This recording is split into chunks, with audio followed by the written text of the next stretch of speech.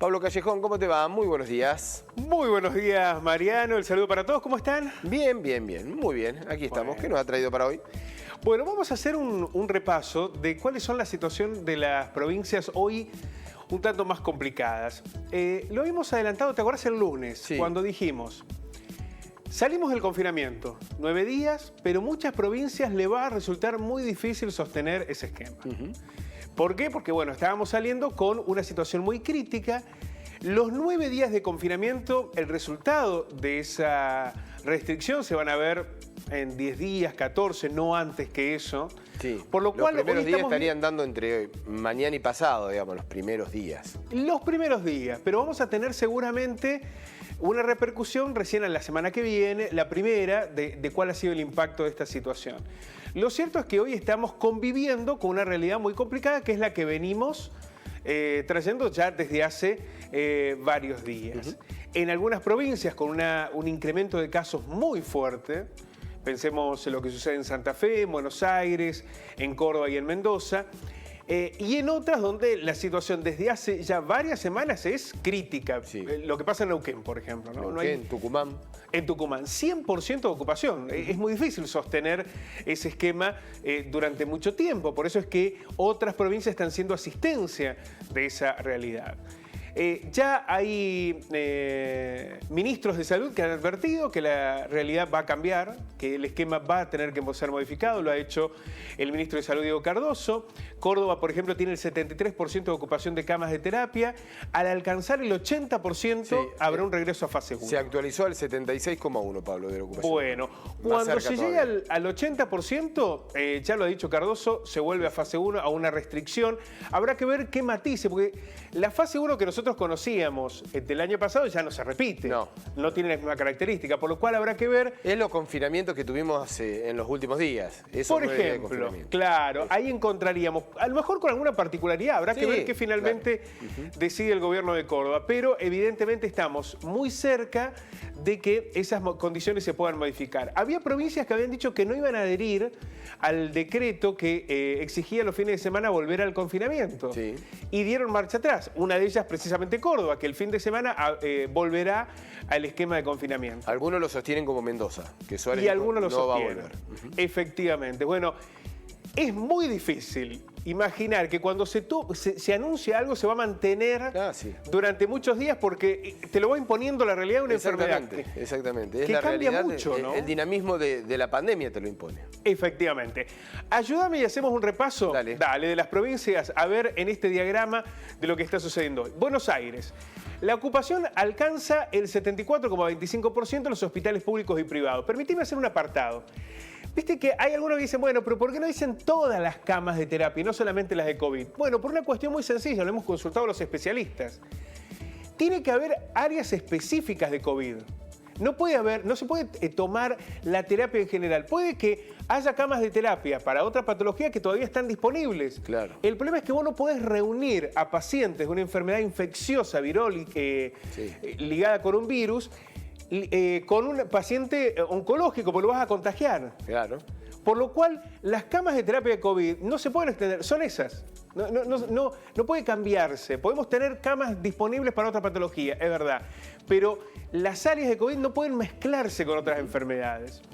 ¿Qué pasa en Córdoba? El ministro de Salud, Diego Cardoso, sostuvo que la provincia afronta el momento más difícil de la pandemia con casi 2.500 internados en UTI. Córdoba podría endurecer las medidas restrictivas si la ocupación de camas críticas alcanza el 80%. Vamos a actualizar este dato con lo que nos das vos, Mariano. Se ha superado el 76%. Córdoba está muy cerca de volver a una fase 1 con condiciones particulares. Y no es un dato menor que de ese 73 al 76 pasaron 24 horas. Es decir, se sumó 3 puntos en 24 horas. Efectivamente, porque es tan alto el nivel de contagios que tiene Córdoba.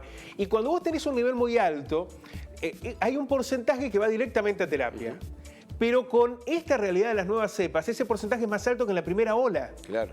En la primera ola vos tenías un 5% de casos graves y un 2% de casos críticos.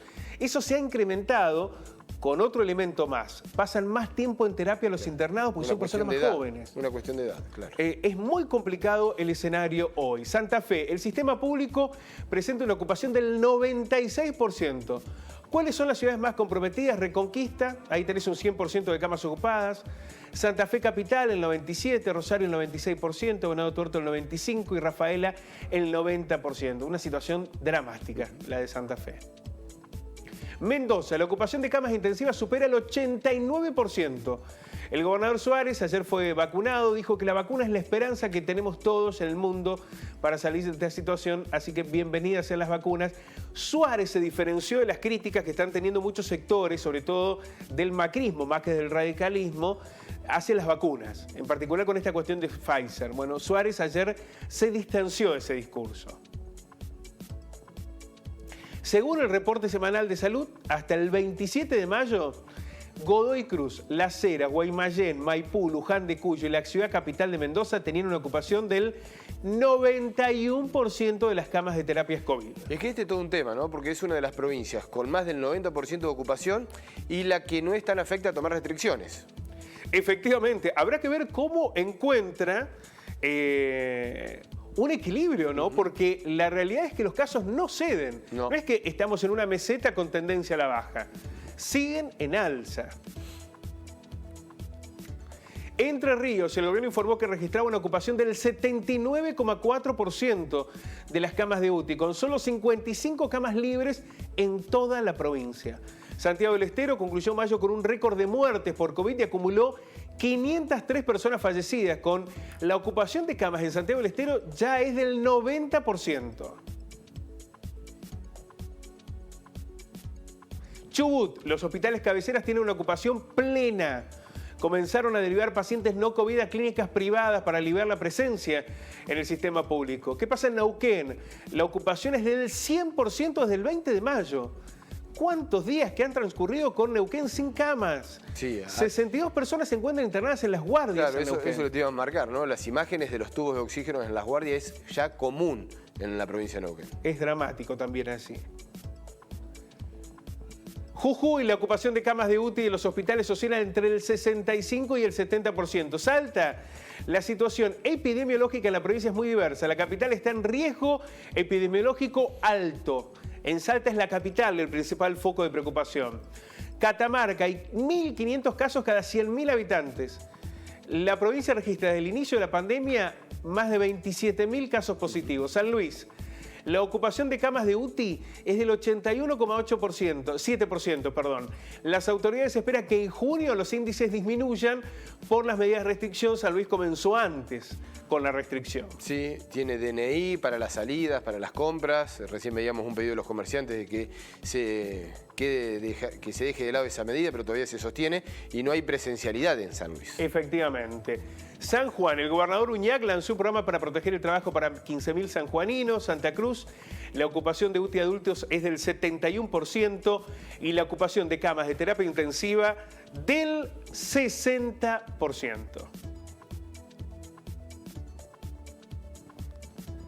Bueno, hemos hecho una radiografía lo más amplia posible, Mariano, de lo que ocurre en el país. Vemos que hay provincias que están en una situación crítica, otras muy graves, pero que van rumbo a esa realidad. Será difícil imaginar que este esquema que liberó muchas actividades después del confinamiento pueda sostenerse con estos números. Exactamente. ¿Y qué momento, no? Lo venimos marcando desde la pandemia. No es fácil tomar este tipo de decisiones para todos aquellos que tienen cargos ejecutivos, ¿no? Desde el presidente hasta un intendente. Son situaciones absolutamente muy, pero muy complejas que estás entre la cantidad de casos, la economía, el pedido de los distintos sectores. Bueno, es un análisis multisectorial, diverso, que no es tan lineal y tan sencillo, ¿no? Más allá de que uno lo primero que debe hacer es salvar las vidas, pero después hay un montón de otras incidencias que te llevan a tomar distintas medidas. Sí, pero después se impone la realidad de la salud. Cuando vos con personas enfermas no podés ir a trabajar. Sí, sí. Y con la salud sin capacidad de ser asistida, digamos, no tenés camas. No, sí, llega un momento que te lo impone esa realidad. Un momento que es límite. Hay dos aspectos que a mí me parece que han quedado diferenciados con la primera etapa y que a mí me preocupan mucho. En esta segunda etapa no ha habido una contención para aquellos que no tienen otro ingreso más que el del día a día, como sí había ocurrido en la primera etapa. Sí, no a nivel nacional. A nivel nacional, sí, efectivamente. Porque distintas provincias, viste, que van tomando medidas, pero son provinciales, para algunos para algún sector, otros para otro. Pero es cierto, no hay una medida que sea nacional y que esté amparando a estos sectores. Hoy no existe y los pequeños comercios tampoco tienen esa ayuda que habían obtenido en la primera parte a nivel nacional, insistimos. Sí. Y esto me parece que va a ser clave porque si se les exige cerrar, de alguna manera hay que comer.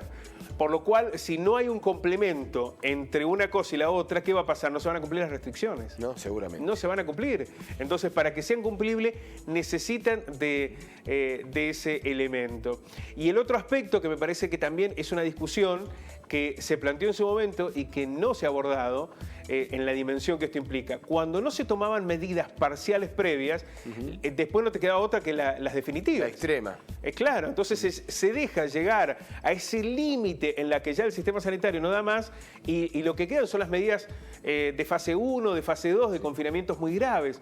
¿Por qué? Porque no se tomaron previamente las medidas restrictivas que hubiesen evitado esa circunstancia. Es cierto que no hay un manual único, pero el aprendizaje que pudimos obtener de otras experiencias nos indicaban esto. Si no se toman las medidas previas y se deja llevar ese límite de la saturación del sistema sanitario, no queda otra más que las restricciones absolutas. Pablo, muchísimas gracias. Luego la última, ¿contento con el sorteo? De la Copa Libertadores. Estás en octavos, ya tenés que enfrentar a... Bueno, pero le tocó. Sí, tocó Argentino. No me ponga el cassé de que todos los rivales son difíciles. No todos son difíciles. River perdió, creo, con Argentinos, ¿no? En la Copa. Pero sí, uno supone que debe ser de los rivales más accesibles, de los que llegaron a octavos. Así me gusta. Pero octavos. No ponga pero. No, pero digo, es octavos. Lo que importa, para River, Boca, la expectativa está más allá. Y ojo que a mí me parece que ni River ni Boca hoy están a la altura de lo que eran años anteriores. Me parece que no son los grandes candidatos. Boca, si no cambia mucho desde los nombres del juego, no puede tener expectativa de seguir avanzando, menos con un Atlético Mineiro que fue el mejor de la fase regular. Sí, me parece que no estamos todavía a esa altura. Pero bueno, vamos a ver. Si tiene el teléfono de Gallardo, bien. Suerte, un poquito. Hasta luego, Pablo. Chao.